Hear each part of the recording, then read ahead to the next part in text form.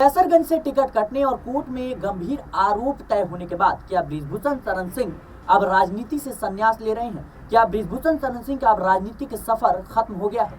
ये बातें हम आपसे इसलिए कह रहे हैं क्योंकि एक सभा को संबोधित करते हुए बृजभूषण शरण सिंह ने इस बात को खुद कहा है। क्या कुछ कहते हैं जरा सुनिए।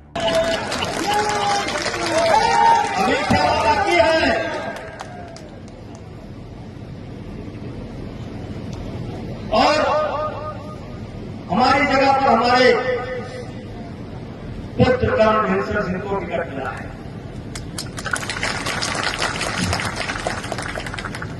और मैं समझता हूं बहुत आसानी से आप लोगों ने भूषण सिंह को स्वीकार कर लिया, बहुत आसानी से।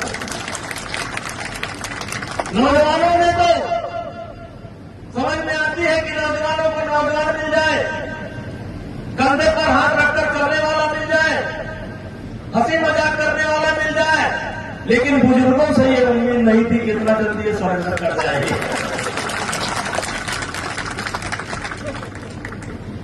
लेकिन भाइयों, एक पिता के लिए क्या हो सकता है? कुछ लोग पूछते हैं कि क्या आप पार्टी के निर्णय से खुश नहीं है?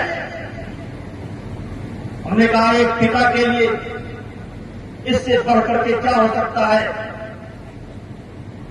कि अपनी विरासत अपने लड़के को सौंप दे और उस विरासत पर लड़का बैठे। इससे बड़ी खुशी की बात नहीं हो सकती। मेरे लिए प्रसन्नता का विषय है। लेकिन भाइयों, आप सब लोग मेरे स्वभाव को जानते हैं, थोड़ा बागी तेवर है और बागी तेवर में समय समय पर दिखाता रहता। आपको याद है 2004 में मायावती जी ने जब हमारे जिले का नाम बदल दिया था, तब हम और लौड़ा भैया ने बागी तेवर दिखलाने का काम किया था और जिसका नतीजा ये निकला था कि मायावती जी के इतिहास में मायावती जी का निर्णय कभी बदलता नहीं। इतिहास में पहला निर्णय है जो उनको बदलना पड़ा और उसके लिए हम लोगों ने, गोंडा की जनता ने, हमने, लल्ला भैया ने सब मिलकर के विरोध कर दिया। और याद करना चाहते हैं इस देश के उस समय के प्रधानमंत्री अटल बिहारी वाजपेयी को धन्यवाद देना चाहते हैं। धन्यवाद है। लोकसभाओं को छोड़ता हूं, एक बनारस को छोड़ता हूं, इन्होंने लखनऊ रामनाथ सिंह जी की लोकसभा साल की उसकी छोड़ता हूं।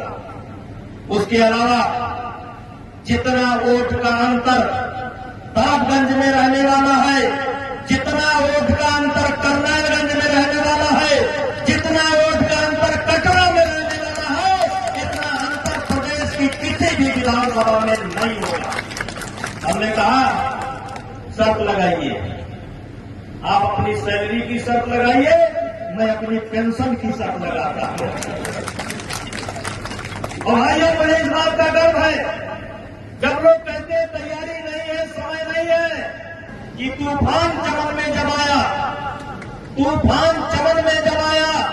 तब खून बहाया था हमने, और जब वक्त गुलिस्तान का आया कहते तेरा हिसाब।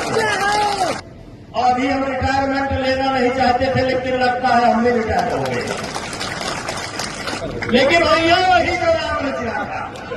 तो सुना आपने कि किस तरीके से बृजभूषण शरण सिंह इस बात को कह रहे हैं कि राजनीति से अभी संन्यास लेने का वक्त तो नहीं था, लेकिन ले लिया लग रहा है ऐसा। बताते चलें कि जिस तरीके से कैसरगंज लोकसभा सीट से भारतीय जनता पार्टी ने बृजभूषण शरण सिंह का टिकट काटकर उन्हीं के बेटे करण भूषण सिंह पर भरोसा जताया और उन्हें लोकसभा चुनाव का टिकट दे दिया, इसके बाद से बृजभूषण की मुश्किलें और भी ज्यादा बढ़ती हुई नजर आ रही है। जिस तरीके से बीते दिन अब बृजभूषण शरण सिंह के खिलाफ कोर्ट ने जो है आदेश दिए और बृजभूषण शरण सिंह पर गंभीर आरोप जो है दर्ज हो गए, इसके बाद से दावे किए जा रहे हैं कि अब बृजभूषण शरण सिंह का जो राजनीतिक सफर था वो खत्म होता हुआ नजर आ रहा है। और कहीं ना कहीं बृजभूषण शरण सिंह के बयानों से लगता है कि अब बृजभूषण सिंह की मुश्किलें बढ़ने वाली हैं, क्योंकि जिस तरीके से बृजभूषण शरण सिंह का कैसरगंज लोकसभा सीट के साथ साथ आसपास के क्षेत्रों पर दबदबा है और देखा जाए तो कहीं ना कहीं उन्हीं के दम पर उनके बेटे चुनाव लड़ रहे हैं और बृजभूषण के नाम के वजह से करण भूषण को वोट मिलता हुआ नजर आ रहा है और समर्थन मिलता हुआ नजर आएगा। और बृजभूषण के नाम से करण भूषण सिंह को समर्थन मिलता हुआ नजर आ रहा है और वोट भी उन्हीं के नाम से मिलता हुआ नजर आएगा।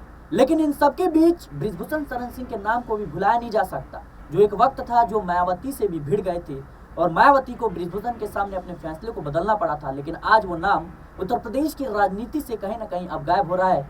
जिस तरीके से कोर्ट ने उनके खिलाफ फैसले सुनाए, महिला पहलवानों ने गंभीर आरोप लगाए, जंतर मंतर पर प्रदर्शन हुए, जिसके बाद जो है बीजेपी की खामोशी भी आई। लेकिन अंत में वही हुआ जिस बात का डर था और बृजभूषण शरण सिंह के खिलाफ कोर्ट का फैसला आया। और अब बृजभूषण सिंह साफ तौर पर कह रहे हैं कि राजनीति से संन्यास लेने का मन तो नहीं था, लेकिन हो गया। फिलहाल बृजभूषण शरण सिंह के इस बयान को लेकर आप क्या कुछ सोचते हैं, हमें कमेंट बॉक्स में जरूर बताएं। देश और दुनिया की तमाम खबरों के लिए बने रहने नेक्स्ट टाइम पॉलिटिकल बाइट।